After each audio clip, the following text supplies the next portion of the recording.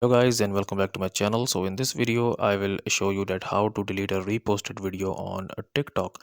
So first of all we will open up the TikTok application here, and to repost a video, basically what we will do here, we will just tap on this share icon here, and here you can see we have this option where it says repost.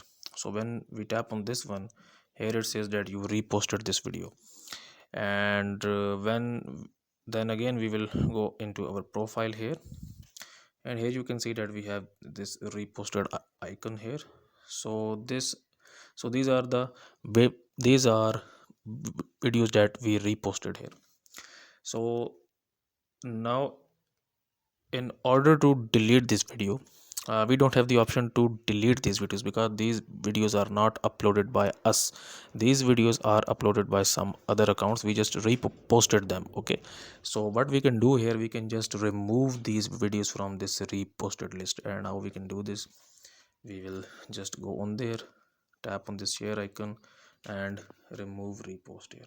Okay, and now you will see that this video has been removed from our reposted list. So that's the thing that we can do. So guys, if you find this video useful, kindly like this video and subscribe to my channel, and I will see you in the next video.